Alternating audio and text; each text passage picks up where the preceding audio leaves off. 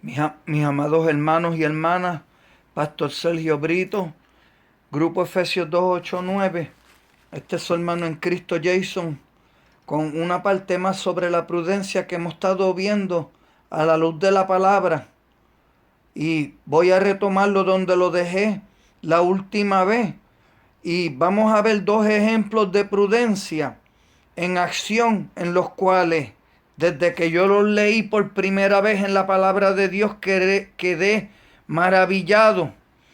Yo digo que además de escucharlo, procuremos leerlo tan pronto podamos, disfrutémoslo a cabalidad y vivamos tal prudencia mostrada en los labios de nuestro Señor Jesucristo, los cuales ambos pudieron llevar a toda la nación de Israel a acciones, pero a acciones no de acorde a la voluntad de Dios, sino a lo que la nación procuraba. Podemos ver ejemplos de sagacidad y ejecutada magistralmente a la perfección, como solo nuestro Señor Jesucristo podía hacer y hablar. En Mateo 22, versículos 15 al 22, y aquí nos dice rápido por qué hicieron esto.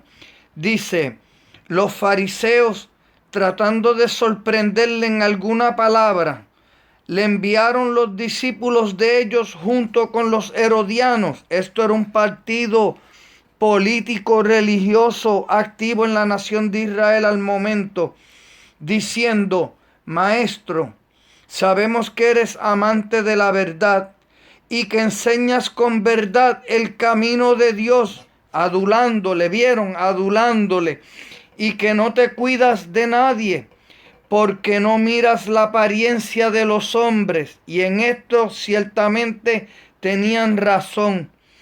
Dinos pues, ¿qué te parece? ¿Es lícito dar tributo a César o no? ¿Es lícito pagar impuestos al gobernador puesto por Roma o no? Pero Jesús, conociendo la malicia de ellos, les dijo, ¿por qué me tentáis, hipócritas? Mostradme la moneda del tributo. Y ellos le presentaron un denario. Entonces les dijo, ¿de quién es esta imagen y la inscripción? Y ellos le respondieron, de César. Y les dijo, dad pues a César lo que es de César y a Dios lo que es de Dios. Oyendo esto, ellos mismos se maravillaron y dejándole se fueron. Otro ejemplo, Juan capítulo 8 del 1 al 11. ¿Qué sucedió? Una vez más, los escribas y los fariseos le trajeron una mujer sorprendida en adulterio y poniéndola en medio le dijeron, Maestro, esta mujer ha sido sorprendida en el acto mismo de adulterio. Fíjense, son dos preguntas aparentemente sencillas, dos preguntas aludiendo a la ley dada por Moisés, dos preguntas que la contestación de nuestro Señor Jesucristo iba a traer consecuencias graves para toda la nación. Y ciertamente esta mujer fue sorprendida en el mismo acto de adulterio. Y en la ley nos mandó Moisés a apedrear tales mujeres. Tú pues, ¿qué dices? ¿Qué opinión tenía Cristo sobre esto? Mas esto decían tentándole para poder acusarle. Pero Jesús, inclinado hacia el suelo, escribía en tierra con el dedo. Y como insistieran en preguntarle, se enderezó y les dijo, el que de vosotros esté sin pecado, sea el primero en arrojar la primera piedra contra ella. E inclinándose de nuevo hacia el suelo, siguió escribiendo en tierra. Pues claro, su conciencia les iba a acusar. Ninguno de ellos estaba libre de pecado, solamente Cristo Jesús. Pero ellos, al oír esto, acusados por su conciencia, salían uno a uno, comenzando desde los más viejos hasta los postreros, y quedó solo Jesús. y la mujer que estaba en medio enderezándose. Jesús, y no viendo a nadie sino a la mujer, le dijo: Mujer, ¿a dónde están los que te acusaban? ¿Ninguno te condenó? Ella dijo: Ninguno, Señor. Entonces Jesús le dijo: Ni yo te condeno, vete y no peques más. El próximo ejemplo lo vamos a ver en el capítulo 6 del Evangelio de Juan. En el versículo 2 nos dice que les seguía una gran multitud, pues veían las señales que realizaba en los enfermos. Y esto es cierto, en cierto modo lo dice la palabra de Dios, pero a la misma vez, mis amados hermanos, es de lamentar. Los seguían por las señales o milagros de sanidad que hacía, y porque habían visto la multiplicación de los panes y los peces. Cristo mismo había saciado sus vientres, que había alimentado a 5,000, multiplicando 5 panes de cebada y 2 peces. Y yo digo, qué lamentable que no le seguían por amor, por reconocer que verdaderamente este era el Salvador del mundo, el Mesías prometido desde Génesis 3:15, el único que podía y que aún puede perdonar sus y nuestros pecados.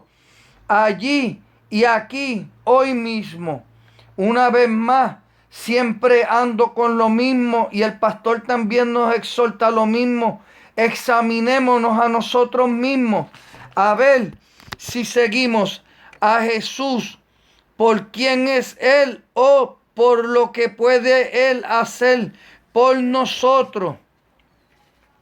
Yo siempre medito en esto: la misericordia, la gracia de nuestro Señor Jesucristo, la suficiencia de Cristo es tan grande que aun cuando nuestros motivos se desalineen de tiempo en tiempo, siempre que vengamos a Dios, porque ciertamente el Espíritu Santo nos va a redarguir, nos va a disciplinar como buen Padre que Él es, y nos va a llevar a Cristo Jesús. Una vez hemos depositado nuestra fe en Él, que también es un don de Dios, por lo cual tenemos que estar agradecidos. Y recordemos la obra redentora de Cristo Jesús. Cristo continuará, como hasta el día de hoy continúa, haciendo la obra en cada uno de nosotros. Filipenses 1:6, el que comenzó la buena obra en nosotros, la perfeccionará hasta el día de Cristo Jesús. Cristo comienza la obra, Cristo la termina, porque por gracia somos salvos por medio de la fe, y esto no de nosotros, pues es don de Dios. Pero procuremos, mis amados hermanos, procuremos cada día apreciar su obra redentora y gozarnos en esa gracia, un don inmerecido, un regalo de Dios. Primera de Timoteo 6, versículo 8, así que, teniendo sustento y abrigo, techo y comida, no solo para que veamos la suficiencia de Cristo, sino para que veamos cuánto aún más nos ha concedido Cristo a través de toda esta vida. El apóstol Pablo nos exhorta, inspirado a través del Espíritu Santo, la suficiencia de las Escrituras también, techo y comida. Estemos contentos con esto. Volvamos rapidito a la prudencia, versículo 14 del mismo capítulo 6. La gente entonces, al ver la señal que Jesús había hecho, decía: verdaderamente es este el profeta que había de venir al mundo. Siempre me he preguntado por qué profeta, aunque Cristo ejerció los 3 oficios, rey, sacerdote y profeta. ¿Por qué no reconocerle como el Mesías prometido? Por lo que Jesús, dándose cuenta de que iban a venir y llevárselo por la fuerza para hacerle rey, se retiró otra vez al monte, él solo, utilizando de su prudencia. Vamos a dejarlo ahí hasta ahora, mis amados hermanos. Meditemos, aunque es sobre la prudencia, la suficiencia de Cristo. Meditemos en la autoridad de la palabra de Dios, autoridad absoluta, y veamos cómo Cristo actuó prudentemente y como muchas veces no solamente el actuar, sino el hablar trae consecuencias nefastas, consecuencias para expansión del reino de los cielos, consecuencias para dejar las puertas abiertas para más adelante completar lo ya comenzada, como también tenemos que mantener a Cristo y lo que Él pide de nosotros y su palabra presente en nuestras mentes para la hora de contestar, no nos coja nada desprevenido. Y la próxima vez que disertemos, vamos a fijarnos cómo ellos vinieron para hacer a nuestro Señor Jesucristo Rey de la nación de Israel por la fuerza, porque la palabra nos dejó escrito las intenciones que ellos tenían. Será hasta la próxima, mis amados hermanos, y que tengamos un día bendecido. Como siempre digo, busquemos a Jehová mientras éste pueda ser hallado.